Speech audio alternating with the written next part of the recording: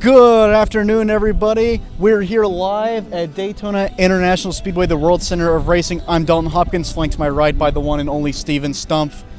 And boy howdy, it's already been a pretty eventful last 24 hours. It's been a wet last 24 hours, but we had qualifying rained out yesterday, so no qualifying for Xfinity, no qualifying for Cup later on for tonight's race, the Coke Zero Sugar 400. But let's talk about the Xfinity race, of course. It was a very eventful race that we saw. It began, first thing that happened was Harrison Burton spinning out on the back straight away. Some fiberglass got into his neck. You all saw that on CW Sports. You can check out some of the quotes that I got from him on both our YouTube page and did a sidebar, did an article on that. That's currently live on frontstretch.com as well. Had some pain in his neck there, and he had to deal with that for a whole 94 laps. But the bigger story that occurred after that was the Xfinity finish. We saw, I guess you could say, two different winners, Steven? Yeah, I guess so. Parker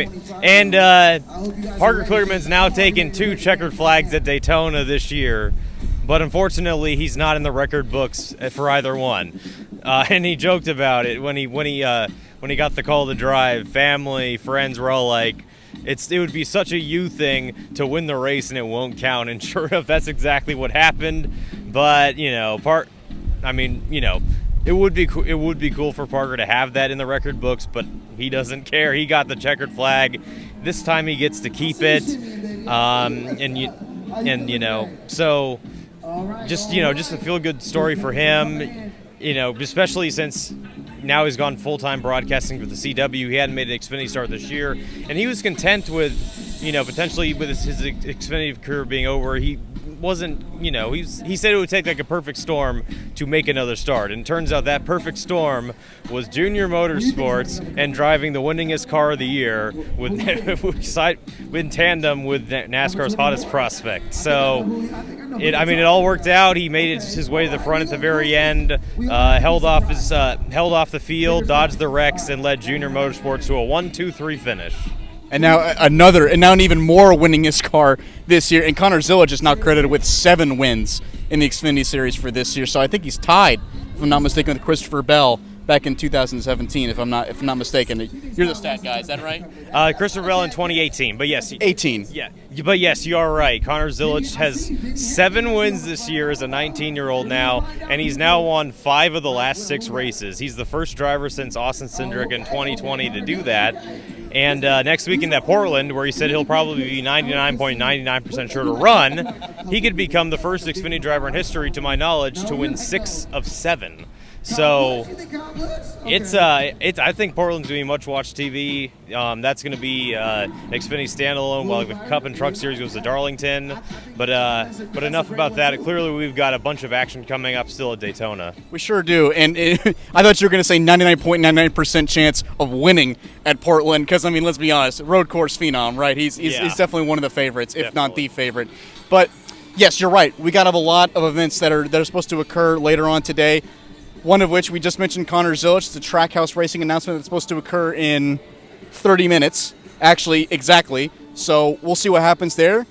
Potential Connor Zilisch announcement, we'll see. We're not really sure yet, but that is the rumor as of this moment. But another announcement that occurred today, Dodge Ram. We just came back from the Dodge Ram dealership right down the road here at Daytona, and it was announced that that Kaulig Racing is going to have 5 truck teams, potentially 5 full-time truck teams for Dodge Ram next year. Steven, what talk about the reactions, talk about what this is going to mean for that race team and for Dodge Ram as a manufacturer.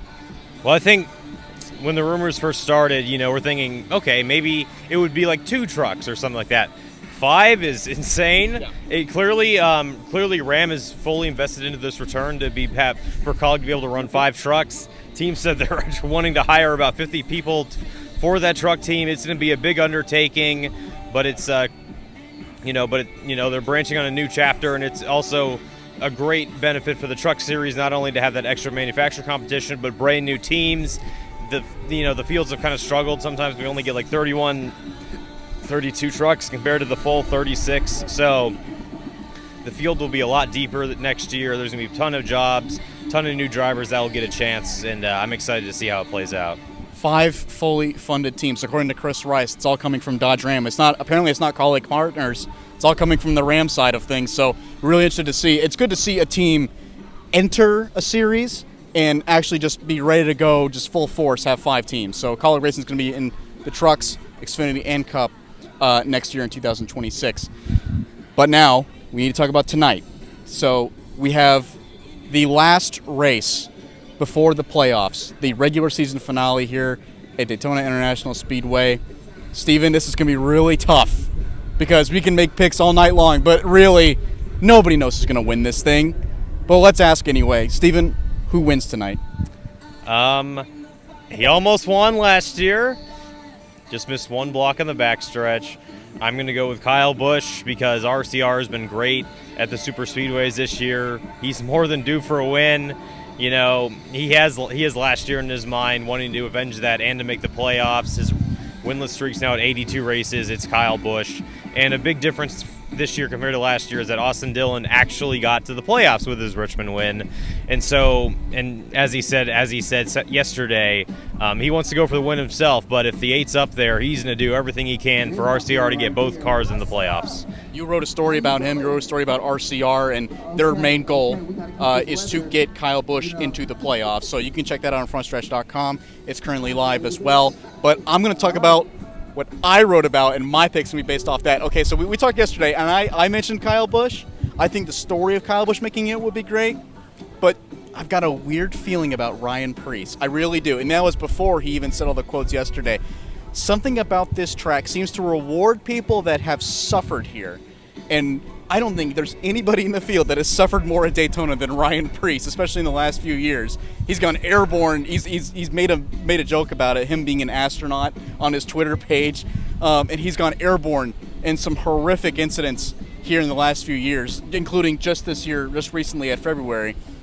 I think the track finally rewards him tonight. I think he and RFK Racing are going to work together to be up front. I think Ryan Preece is going to win his way into the playoffs. He even said yesterday, RFK Racing is going to be really tough to beat tonight, and I believe it. He said the quote, "You're going to have to go through an RFK car to win tonight," and I do believe that team is so good at these plate races, or drafting tracks, I guess we should call them now, but a very strong-looking team, especially when it comes to these races. So, I got to say though, so what we're both saying is that someone from below the cut line is going to win. Yeah. So now the question is, who gets the final spot on points? That's a really good point. And you know what? If you ask me, I think Tyler Reddick does get in.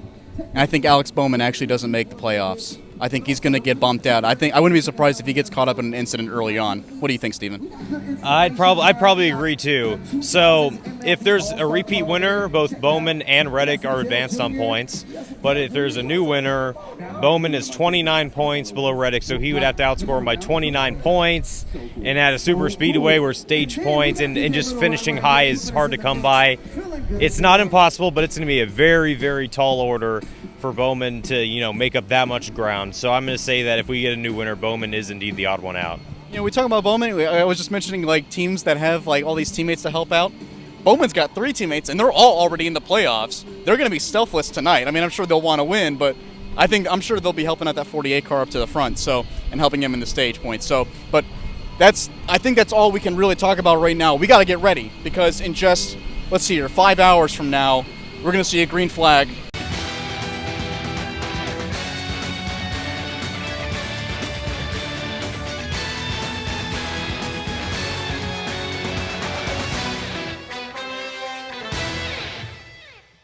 I'm Caleb Barnes with Frontstretch.com. Come back soon for more great racing videos, and if you like us, don't forget to hit the subscribe button.